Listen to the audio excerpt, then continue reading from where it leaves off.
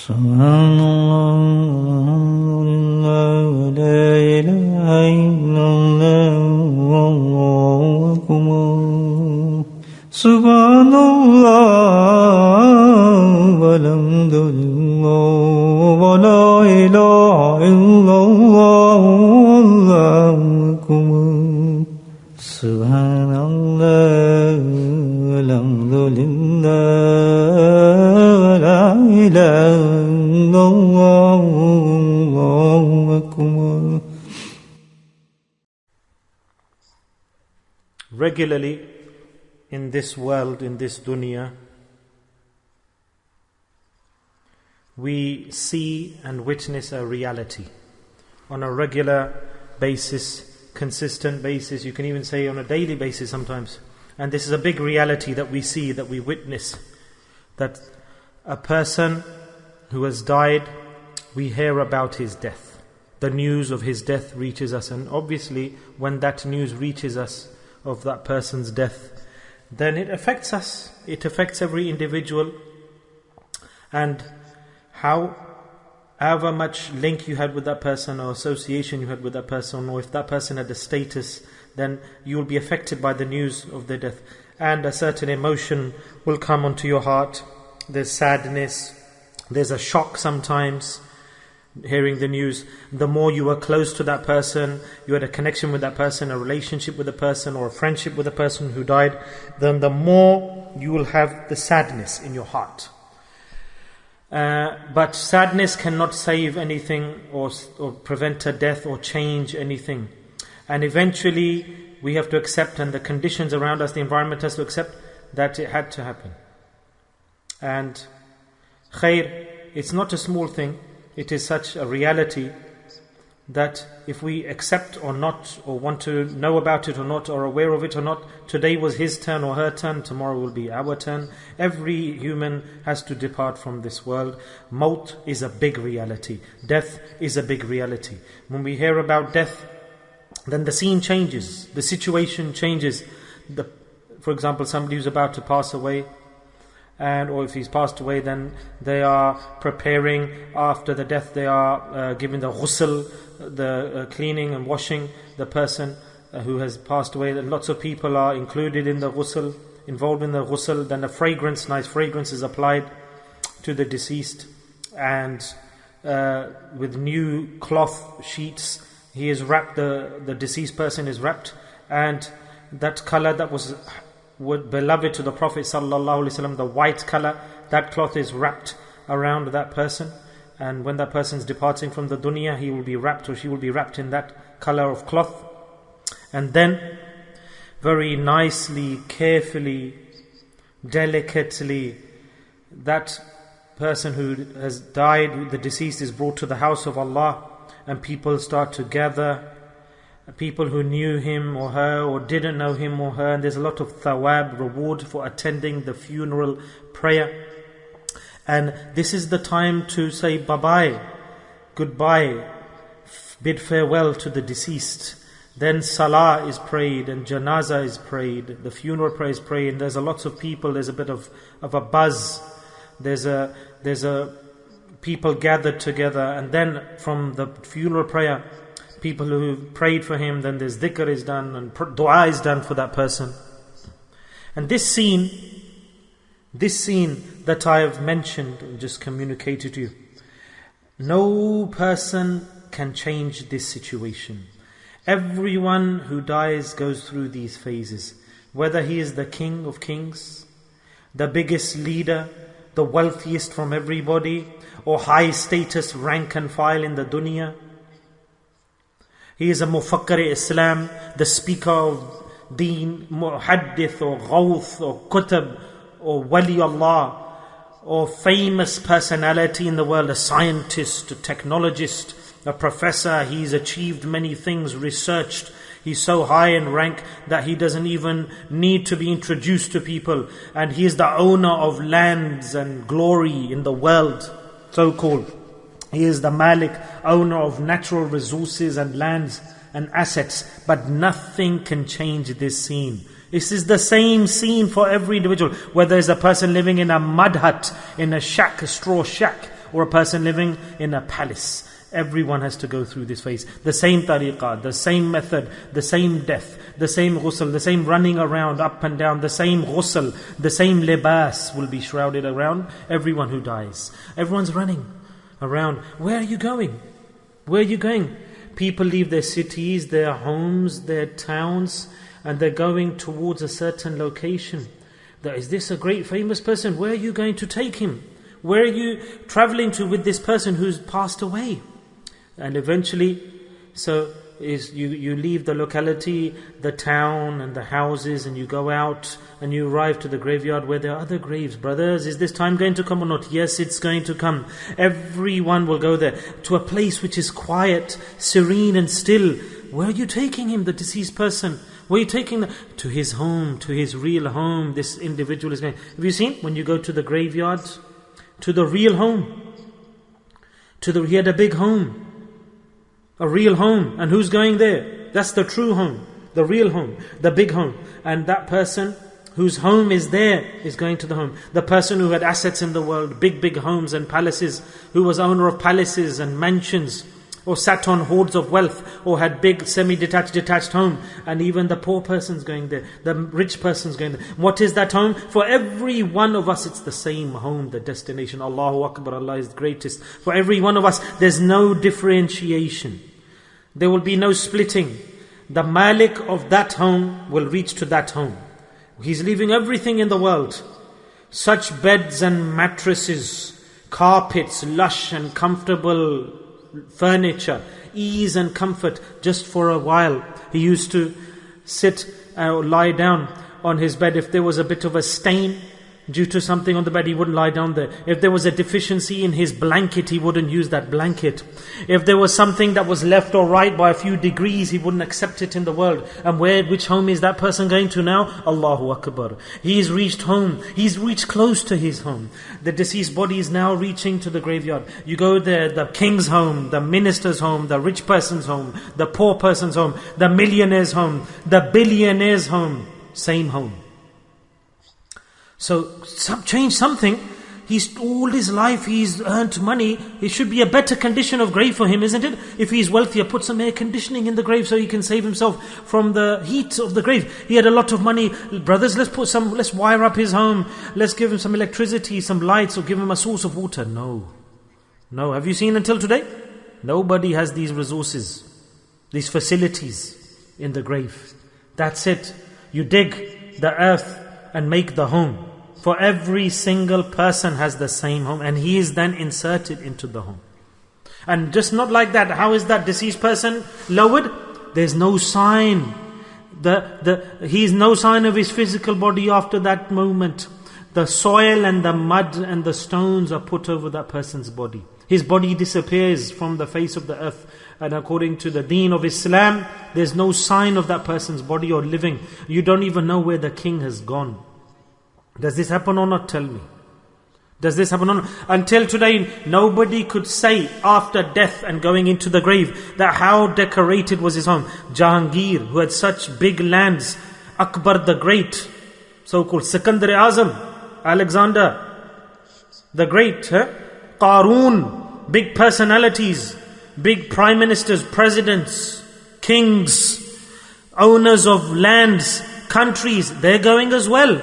There's a line, and nobody can come out of that line. There's a line, isn't there? There's a queue. Everyone's waiting. Tell me somebody. Tell me, what palace is this that you've left in the world to go to the grave? Where has he gone? Where's that individual? Is this not the case? Until today, no one can mention this transfer of location. What is going on? What has happened in the grave after being buried? What happened to that person? How comfortable was his home? Or at least tell us something, because we're going to go there as well, so I can prepare, so I can have a good abode after dying, so that I'm going to have the same destination. I'm going to be lowered into the grave. And if I know that something's about to occur, I start to plan, prepare, make a list, start research. I'm traveling somewhere, I'm going to go somewhere. Let's find out, where am I going? What should I do? What shall I take? What will happen there? So, please tell me, your people who've passed away, what happened to you? So we can prepare. To this extent, the whole world has no connection. They don't pay attention what's going on in that grave. in the home that we're all going to go to. We've discarded this topic from the first day. No. When somebody tells us, prepare. Have we tried? What happens in the grave after being buried, when everyone leaves and departs? What happens? And after getting tired, we've left that research. We have no regard. But only one personality could have told us this and did tell us this. Sadiq Masduq, Nabi al-Kareem, sallallahu alayhi wasallam, told us what happens in that grave. Allahu Akbar. He told us. He stated, sallallahu alayhi wasallam, that I have seen no worse destination and location and abode than this, the grave. I have not seen no worse abode or place of stay than the grave. Now you think, now let me think. Let us think. What a great news and awareness that Rasulullah sallallahu alaihi wasallam, the Prophet of Allah Muhammad sallallahu alaihi wasallam, has shared with us. He's given us this news, communication, that a worse place, a more dangerous place, a more place of fear, I have not seen anything more than the grave. And imagine what Rasulullah sallallahu alaihi wasallam saw on the Mi'raj, on the journey, the ascension. He saw Jannah, Jahannam, punishments. He saw the scenes, the punishments. And he sallallahu alaihi wasallam said, I have not seen a worse place than the grave and what happens in the grave. Such a bad scene that one Sahabi, Hazrat Zayd radiallahu anhu, states that the Prophet sallallahu alaihi wasallam stated that if I did not have this feeling that you will stop going to the graveyard and stop burying the people, then I would have done dua, that Allah at least show the voice, the noise, the clamor within the grave. Allah show that azab, that punishment. It is so dangerous and fearful. Azab that occurs in the grave, conditions that the person's passing through, so severe that Allah's Nabi sallallahu alaihi wasallam said that if I was to communicate to you what is happening in the grave, or if you were to hear, then you would not lower the people into the graves and do the burials. So I didn't ask for that dua from Allah. My brothers, in that hole in the earth, what will we take with us? Think. Let us think. What becomes adhab? Why does the punishment come? Why is it difficult in the grave? What do we take with us? Or what will we not take with us? We will take what we earned with our hands. Amal will go, not riyal. Amal, those same amal that we are passing the time, we're backbiting with people, we're lying to somebody, we are slandering somebody, we're belittling somebody, we're ridiculing somebody, we are ending the regulations of Allah subhanahu wa ta'ala, we disobey Allah subhanahu wa ta'ala. These are all gathering, hoarding, and gathered up, piling up. When we're lowered into the grave, that whole hoard, that pile of deeds falls in with us and starts to take effect, the reality of our deeds. So how great a message, Allahu Akbar, that a big reality Allah's Nabi sallallahu alaihi wasallam has told us, communicated with us, and we're negligent. We are not aware. Is this not a shock? Is this not worthy of surprise? There's a hadith. The meaning of this hadith is that if we were to realize, and we do know, if we are to know that I'm about to die, I'm about to be lowered into the grave, men, women, females, males, sick people, old people, young people, youthful people. It is a shock that all of these people, when we have this yaqeen, and even then, despite this, we are negligent, we are lazy, about which Allah's Nabi sallallahu alaihi wasallam gave us great communication, great sharing of news, that this is important, urgent, a very bad punishment. If you were to realize it, to see it, hear it, you would stop going to the graveyards, to bury people, to lower people to the graves. And how many people have we lowered into the grave? We go to the graveyard, and we will also go into the grave. As al-Mu'mineen, Amma Aisha radiyallahu ta'ala anha, how Rasulullah sallallahu alaihi wasallam has defined and laid out clearly the phase of death and the hereafter in the grave. Rasulullah sallallahu alaihi wasallam, after every salah, used to ask refuge from the azab of the qabr. Look at the importance of this. As Aisha radiyallahu anha narrates this hadith, that so much importance about the azab, this ta'aleem that Rasulullah sallallahu alaihi wasallam gives us, that after every salah, as Aisha radiyallahu anha says, that Rasulullah sallallahu alaihi wasallam used to do dua, seeking refuge from the azab of the qabr, of the grave, the punishment. What a big learning. My brothers, what preparation do I have? Do we have? What do we do from morning till evening and ongoing? What do? We leave here? What we're running around for, we're going to leave here. Do we do fikr for that grave? For that ditch? Allahu Akbar. Allah's Nabi sallallahu alaihi wasallam was Bashir and Nadhir, and he unraveled the realities, and on top of that he unraveled the good news. The Rasulullah sallallahu alaihi wasallam, he sketched out the total routes, that a person's going to take after death, and the hairs could stand on end. When you hear this, those people whose hearts are soft, and they are people who want to understand the truth and reality, all night long they hear these things and they cry out of fear of the azab, the punishment of the qabr, like you will have read and heard. Hazrat Uthman bin Affan radiyallahu anhu, Khalifat Rasulullah, when he used to walk past the graveyard, his beard would be wet with the tears. This is how much he would be afraid of and concerned. His heart was made, prepared. The more the heart is prepared and fertile, it cries and is prepared. Those hearts that are hard like stone and rocks, they have no effect. They will only have effect when they will pass through the phases after death, because their hearts are sealed like the rock. But those whose hearts are soft, who have fear of Allah in them, and when they hear a little bit about death, or they hear or experience in the newspaper or some news, it shocks them, it shakes them, because their heart's prepared. The person who communicates the news and the one who hears the news is shocked, trembling. Look at this difference in the conditions. So if we were to get the clue, would we not try? That we would also try to save ourselves from the distress and the pain and the severity after death. Of course we would. Allah's Nabi Sallallahu Alaihi Wasallam told us, he was Bashir, that if I am to tell you an action, that the scene will be turned on the up 180 degrees, that the total scene of fear, punishment, severity, that when you're lowered into the grave, it will become such a beautiful home for you, that until the last that you will go to in the journey, your whole qabr will become cool. Say subhanallah loudly. Rasulullah sallallahu alaihi wasallam came as rahmatul lil alameen, the mercy to the universe. He came as rahmah. Rasulullah sallallahu alaihi wasallam, everything he said, he did was rahmah for the universe, for mankind, for creatures. He didn't come to give speeches or difficulty to people. Whenever he mentioned an action, amal, deeds, wazifa, lessons, prescription of deeds, he didn't give it with severity or hardship, burden. No, he gave it with ease and beautiful explanation. He said, I know what you don't know. I have that news that you don't have. That's why Rasulullah sallallahu alaihi wasallam said that my sunnah, grab hold of my sunnah. You don't know that little sunnah so-called, small sunnah so-called, how great success lies in wait for you for practicing these sunnahs. What maqams they will take you to these sunnahs. Hazrat Rahmatullah said, such maqams are going to come, severe obstacles, problems are going to arise after death, we don't know. Such tests, challenges and hurdles and obstacles are going to come for us. Allahu Akbar. Allah is great. Ask that person who is about to pass away, who is injured, who is sick. All the drama finishes, the fussiness finishes, all of the requirements and requests of the dunya finish. Does a person who's about to pass away have fussiness? Does he feel like he wants more of the dunya? Ask that person whose death is at his throat. Ask that person. And this event will pass through everybody. Everybody. So Allah's Nabi Sallallahu Alaihi Wasallam stated, Sallallahu Alaihi Wasallam, that remember, whatever he said was ease for the humanity, was beautiful tonic for the humanity. There was no statement or practice of Rasulullah that was hardship for the humanity. Rasulullah said, consider and practice every sunnah of mine, that you cannot imagine the hardships that my sunnah will solve and make you overcome those hardships. Today, we avoid the sunnah, we reject the sunnah, we don't think it's important. We rather make effort to prove it's not important, sunnah. We think we're not going to get azab, punished. Oh, we're not going to get azab for not practicing sunnah. Oh, leave it. Oh, get away from the sunnah. Two nafil, are these important or not important? Is there punishment for these sunnah or not? And on this basis, oh servants of Allah, think.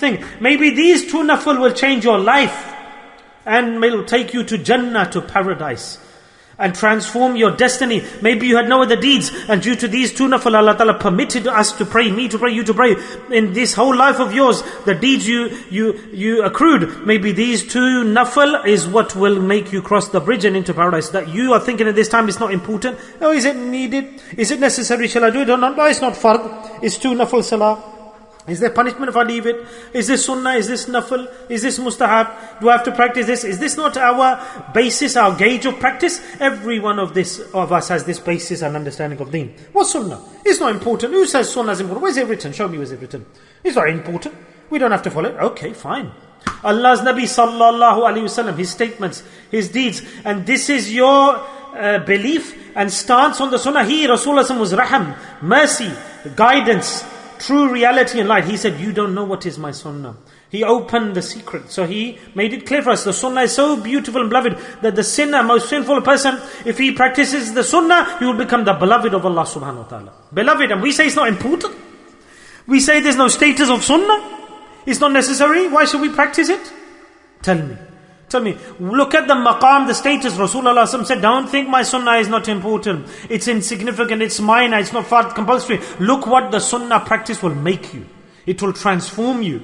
It will elevate you. Allah, if you follow my sunnah, Rasulullah said, Allah will make you His beloved. Is this not in the Quran? Surah Al-Imran? The verse is there, clear cut, crystal.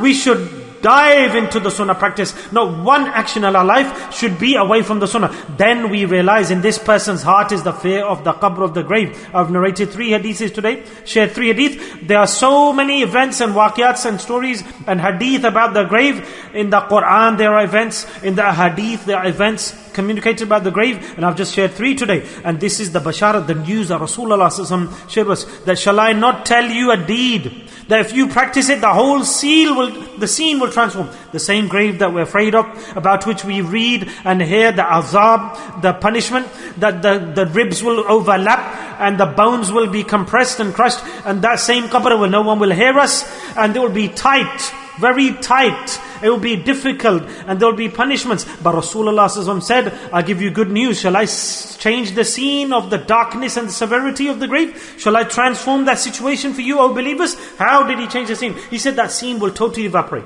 The punishment will evaporate. The hardship will evaporate. When you go in the grave to muntaha, to the end point, your qabr will open up. It will broaden. You will smell the fragrance of paradise. You will have carpets of paradise, fragrance from paradise. You'll see the palaces and the kingship and the leadership you left in the world. It wasn't even like dust to the beautiful things you'll get in the grave. Who's telling us this? Sadiq and Masduq, the honest Siddiq, Rasulullah sallallahu alaihi wasallam, whose every word was haqq and truth. There's no way that any change can come to this hadith of Rasulullah sallallahu alaihi wasallam, reality upon reality. But we don't have yaqeen today. We don't have certainty today. If I have yaqeen, will I not practice this? Would I not run to this? Will we do it? Inshallah. Such a great piece of news, such a great communication, such a great method, such a great, you can say, approach that Rasulullah is giving to us here. Framework, methodology, and it's coming from Rasulullah. And Allah said, whatever my Nabi says, he doesn't speak of his own accord, rather it is wahi from Allah subhanahu wa ta'ala. And Rasulullah said, do you want me to transform the scene of darkness and pain and hardship in the grave to a beautiful scene of ease and rewards? Rasulullah said, then listen, that deed that will save a person most from the punishment of the grave is the dhikr of Allah, the remembrance of Allah. Rasulullah said there's no deed that will save a person more from the punishment of the grave than the dhikr of Allah. And that is the blessed statement from the blessedness of Rasulullah. What a great statement. What a great hadith. But we have no khawf. We don't have fikr. Who's worried about the grave today? Is anyone concerned? Would we remain concerned? No, because if we did dhikr, Rasulullah said there's no deed greater than the dhikr of Allah, or better or bigger, that will save us from the punishment. Ask question, how many have yaqeen on this hadith and do dhikr of Allah? The pious predecessor said that shaitan, the wretched Iblis, he stops the believer most from which action? From the dhikr of Allah. Look at the hadith, look at the scriptures, look at the writings, look at the Quran.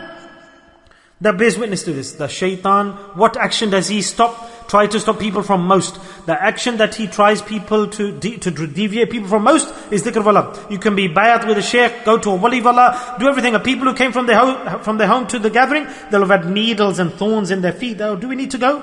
They're lazy. People who are regular in dhikr, they've got obstacles. Oh, it's alright, I don't need to go today. Oh, they have excuses. Why? Because shaitan knows that if this individual goes to do dhikr, then he'll be successful and it will give him ease in the grave. And I don't want this. So he takes us, deviates us away. He whispers in our ears. Remember this, the shaitan works hardest today to stop us, prevent us from doing dhikr. When you start to go to do dhikr, or intend to go to do dhikr, or learn dhikr, or go to those majalis, or gatherings, or you want to sit with the people who are dhakir, who teach you dhikr, who are the keys to dhikr of Allah. This hadith, that some people are what?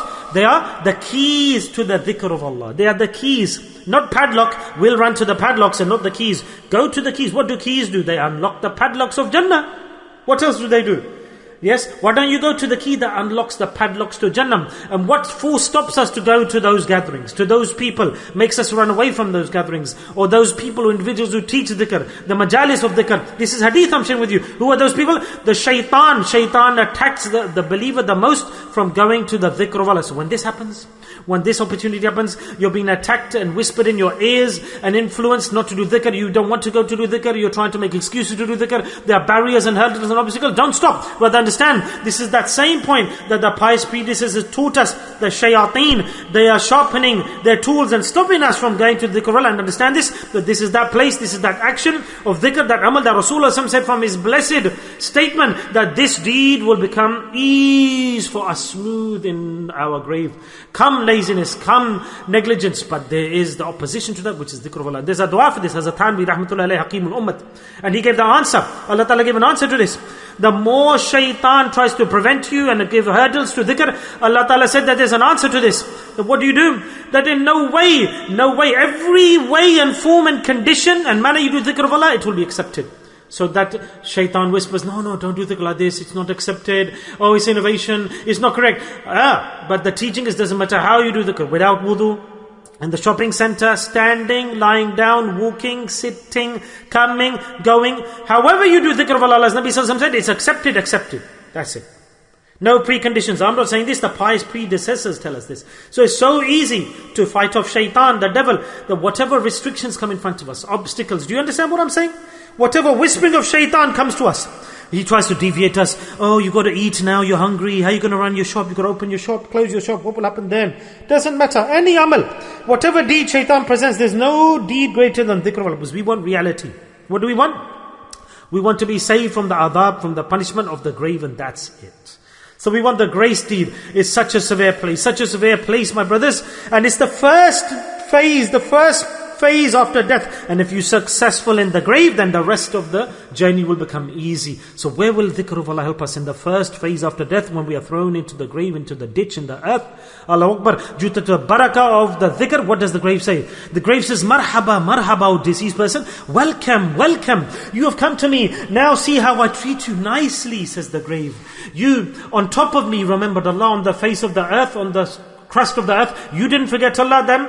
Now you've come to me into the grave. How can I forget you? Fansakum fadhkuruni athkurkum, Allah said in the Quran. You didn't forget Allah on the earth, where there was dunya, glitter, glow, restrictions, shayateen, and nafs and desires. And you didn't forget Allah then. So how will Allah forget you today in your grave? Allah won't forget you. The qabr is saying this. The grave is saying this, and will say this. And see how I treat you, I'm inhabitant of me. And when you're lowered into the grave, from that day to the final day, the doors of paradise will be opened. And then the doors are opened, the grave is decorated. It's stated that the fragrance, the beautiful smells of Jannah, because remember, dhikr of Allah, every kalima, every verse we recite is full of fragrance. And what fragrance is that? It's not a normal fragrance. It's not the amber and the fragrances of the earth. It is the fragrance of paradise that is being recited and earned. What is the reason? Because this kalima, when you recite it, it runs up. It climbs. When you recite the verse of dhikr of the kalimats, then that verse starts to ascend, go up, la ilaha illallah. The angels grab hold of that kalima, and they take that verse, that recitation up to the heavens, and it keeps on going up, ascending with the fragrances, not with the fragrance of the world, with the fragrance of paradise in dhikr. So here Allah Ta'ala has concealed everything, we can't see the reward. And soon as a person goes into the grave, the dhakir, the same fragrance from his kalamat of dhikr of Allah that he recited, the fragrances of paradise, everything then comes back into his grave. Should we do dhikr or not now, I ask? May Allah Ta'ala give me and you the tawfiq, the ability, the capability. These few words relating to dhikr of Allah came to my mind, so that we can increase our encouragement and desire and passion. Brothers, let's not be lazy in dhikr of Allah. We are weak. I speak about myself. We are all sin. I'm a sinner. I'm not capable. A sin upon sin. From the tongue, I'm weak. From my eyes, I'm weak. From my hands, I'm weak. There's no deed to my name. I speak about myself. I have nothing. But I have one assistant, and a very easy assistant, that grab hold of the dhikr of Allah, and maybe I'll have some success. I have no other deed. I have no other deeds, no other tools. How will I be saved after death? And that's why I thought, and I went to the Wali of Allah, and I became, and I went to his company and I learned dhikr of Allah. That I knew that if I keep on doing dhikr, and he taught me this, that one day I will have the success maybe from the dhikr of Allah. And who's given us this guarantee? Allah is giving the guarantee. And the Prophet of Allah sallallahu alaihi wasallam. From his hand is the guarantee, from his blessed system is guarantee. We have total hope, total certainty, yaqeen, insha'Allah, that we will do dhikr, and when we pass away, that our grave will become a portion of paradise. So with love and passion, do dhikr of Allah. Allah has given us a great reward, great reward. We don't know, will we be able to come tomorrow or not? Next week, next Thursday, will we be able to come or not? Friday night, will we be able to come or not? Whenever you come to the assembly of dhikr, the gathering of dhikr, the pious predecessor said, whenever Allah gives the tawfiq, the ability to do a good deed, have a good thought in your head. Have a good intention in your head, a good desire. Whenever Allah Ta'ala gives tawfiq, ability to each and every one of us to do a good deed, what should we do first and foremost? We should have a good thought towards Allah subhanahu wa ta'ala. Straight away. What thought? That Allah Ta'ala is giving me the tawfiq, the ability to do this deed. Then this means that Allah wants me to practice this because Allah wants to accept this deed from me. Aha! Positive thoughts. When you start to pray, when you go to salah, well, don't think, am I going to be accepted? Will my prayer be accepted? What did I read, recited? Oh, it's not accepted. No, the pious predecessor said, if Allah has given you the ability and opportunity to practice a good deed, if once Allah Ta'ala has allowed you to say Subhanallah once, then straight away have a positive thought that if Allah has given me the ability and opportunity to say Subhanallah, then obviously Allah wants to accept that deed from me. Obviously, can it be that Allah tells you to say Subhanallah because He wants to reject it? Has it ever happened? Have you ever given a gift to someone because you want him to throw it back in your face? Of course not. So Allah has definitely allowed us to do deeds because He wants to accept our deeds. Aha. So then, never will we lack hope and desire for any deed. Because I prayed salah today, inshallah Allah's accepted it. Because He made me do the salah. I've done dhikr, Allah's going to accept it. Shaitan will say, no, your dhikr is weak. But I say, no, it's accepted. Allah gave me the tawfiq to waver my lips and recite this kalamah. So obviously Allah will accept it from me. Have positive thoughts, positive hopes. Have total hope when we sit down. Allah's given us dhikr. We sat us here today in this assembly and Allah's going to accept it. And the meaning of acceptance of dhikr is forgiveness. Insha'Allah. Recite the Durood Sharif.